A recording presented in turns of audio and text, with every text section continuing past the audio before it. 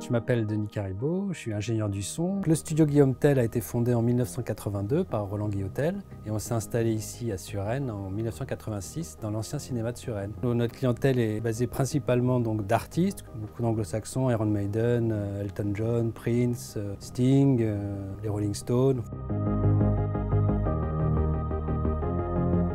Travaillant depuis de nombreuses années pour le cinéma, j'étais déjà extrêmement sensibilisé au mixage 5.1, 7.1 pour le cinéma. Donc quand j'ai entendu parler de l'Atmos, ça commençait à m'intéresser fortement et je me suis intéressé aux salles qui présentaient des films en Atmos pour aller voir un peu ce que c'était. Et j'ai été époustouflé par le mixage son, une sorte d'immersion totale dans la musique comme rarement je l'avais entendu dans des mix classiques en 5.1 et en 7.1. Tous les gens qui ont vécu l'expérience parlent de cette immersion dans le son.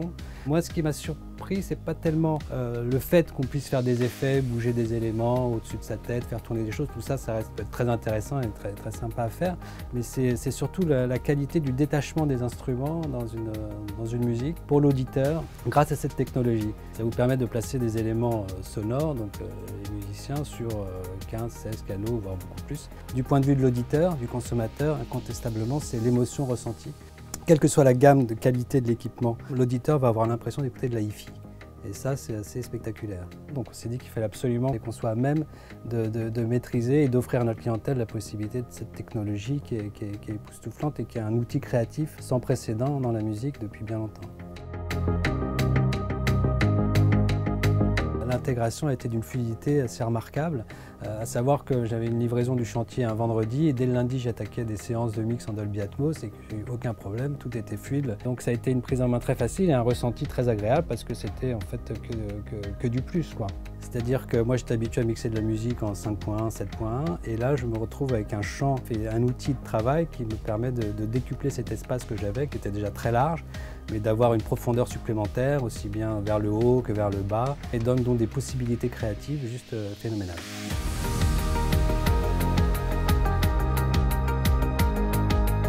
Ce placement des instruments dans l'espace, des choses autour de soi, c'est-à-dire que l'artiste va être à même de pouvoir écrire, scénariser sa musique maintenant, c'est-à-dire qu'il peut imaginer des mouvements, des choses supplémentaires qu'il n'avait pas forcément dans une image stéréo de la musique. Il peut devenir scénariste.